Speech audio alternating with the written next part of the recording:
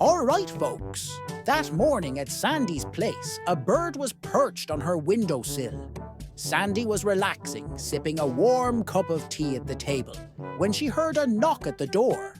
She hurried to answer it, but on her way out, she smacked her head on a broken tree branch. She was utterly shocked to see all the leaves from her tree falling off. Not long after, Spongebob entered her house, and Sandy showed him how bare her tree had become. Sandy had no clue why this was happening. She needed to restore the tree's leaves quickly. She could almost feel the tree's sadness. So Sandy immediately brought out her high-tech, nuclear-powered gadget. At first, when she fired the laser beam, leaves began to sprout wildly.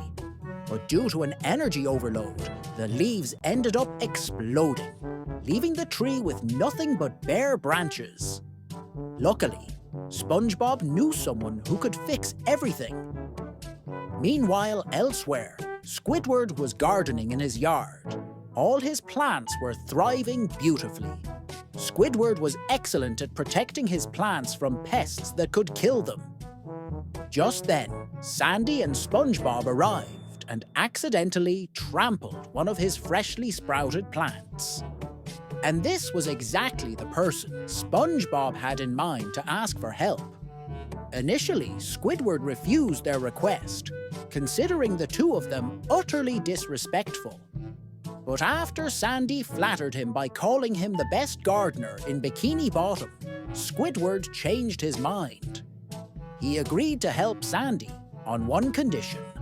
During the entire plant repair process, they were forbidden from asking any questions. Reluctantly, they both agreed. Soon, the three of them arrived at Sandy's home. Squidward immediately began diagnosing the tree. He climbed up, feeling the bark to figure out the cause. At one point, he even examined and tasted a leaf. After his inspection, Squidward concluded the tree was suffering from bark and branch disease. Sandy panicked upon hearing this. Spongebob then brought over gardening gloves and plant fertilizer. Sandy was stunned to see Squidward sniffing the fertilizer through his glass helmet.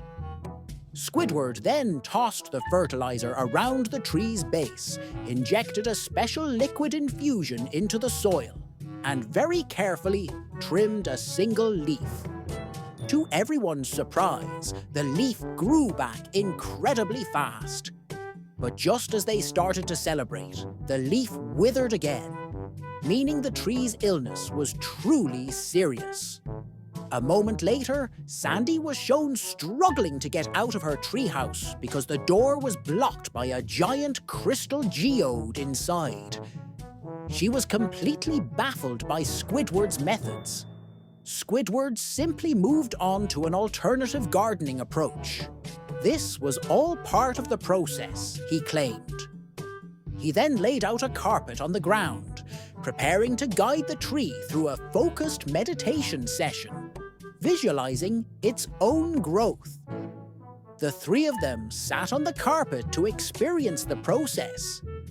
Squidward played a cassette of his own clarinet music for them to enjoy together. He started chanting a tree-growing melody. But Spongebob and Sandy couldn't stand the painfully screechy sound of Squidward's clarinet. Even the tree trunk couldn't take it as it suddenly fell over and crushed his radio. Squidward insisted this was all part of the tree's healing journey. Squidward was convinced this process would take a long time, possibly weeks. But not to worry, he would definitely cure the tree. While Sandy and Spongebob were toasting some bread, Squidward suddenly grabbed jam and smeared it on the tree trunk. Unexpectedly, the massive tree trunk snapped and crashed right onto their dining table. But according to Squidward, this too was part of the process. Later, while Sandy was hanging laundry, Squidward took the clothesline and tried to tie the broken branches back together, but that attempt also failed miserably.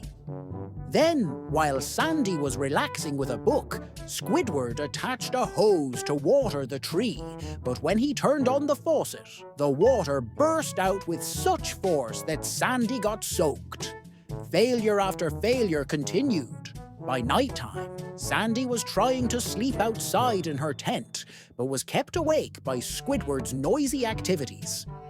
Eventually, she gave up and crawled out of her tent. Up in the tree, Squidward was performing all sorts of weird rituals to heal it. His face looked completely deranged, as if he'd lost his mind. Sandy was thoroughly fed up with Squidward's ridiculous behavior and his constant chant of "trust the process."